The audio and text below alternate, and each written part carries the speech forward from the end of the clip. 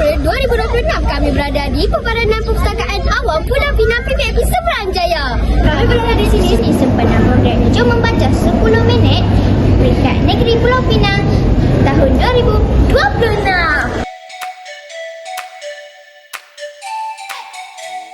Tetamu kehormat kita pada pagi ini ialah Puan Nolina binti Ahmad, Pengarah Pepadanan Perpustakaan Awam Pulau Pinang dan YB Datuk Dr. Muhammad bin Abdul Hamid, Timbalan Ketua Menteri Pulau Pinang.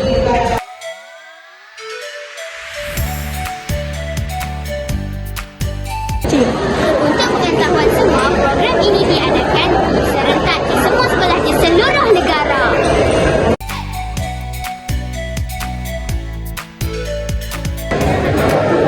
Program yang diadakan pada setiap 23 April ini telah dimulakan sejak tahun 2014 bersama Hari Buku dan Hak Cipta Sedunia.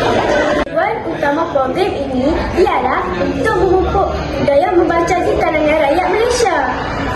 Oh, ya ke? Iya. Jom.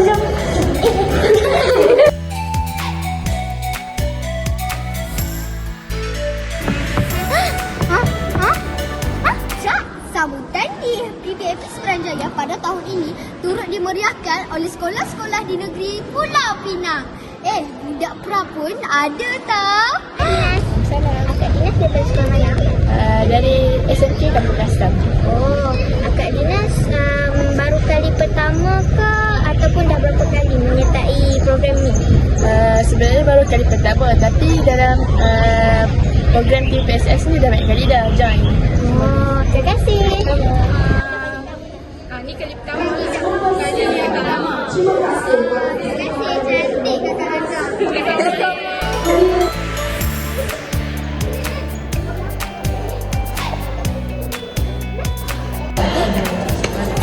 Kazrin, ini adalah kali pertama kita menyertai program PPAP ni kan? Apa perasaan kamu, Kazrin?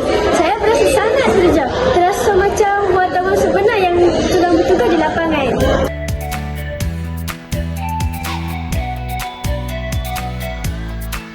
Adik daripada sekolah mana? Saya dari sekolah Wan Datuk Mahat. Buat apa datang sini? Untuk menari. Persembahan apa? Yang pertama, Endang. Yang kedua, Nolela. Terima kasih. Cantik dah. Antara aktiviti yang berlangsung pada hari ini ialah pertandingan pengacaraan peringkat akhir bagi kategori murid dan guru. Jom. Pulau Pinang yang bersama Puan Siti Adnan bin Idris Sesi penipu lara, ayah bercerita bersama Samsul Kamaria Hamzah atau lebih dikenali sebagai Umi Syam, pencerita kanak-kanak terkenal di Malaysia. Dan peluncur program Jom Membaca selama 10 minit. Mariam. Dekat sini ada aktiviti apa saja? Sini ada aktiviti macam-macam. Mari saya tunjukkan. Sini ada booth kitchen. Kat sini pula adalah teka muka buku.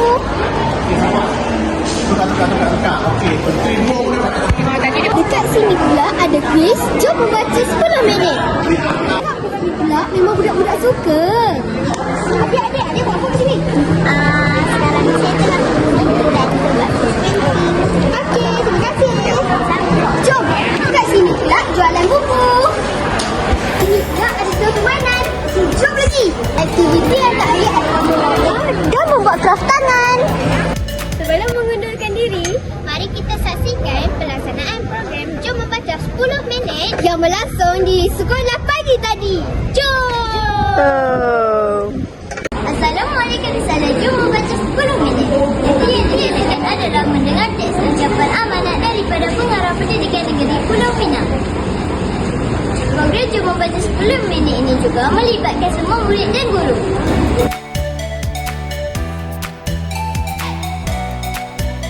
Sekian saya Nurizata Madiha melaporkan untuk SKSN TV, your informative channel. Bye. Assalamualaikum. Sekian saya Safia Madiha. Saya Mariam Safia. Dan saya Anukan Zaina Melaporkan untuk SKSN TV, your informative channel. Bye. Assalamualaikum.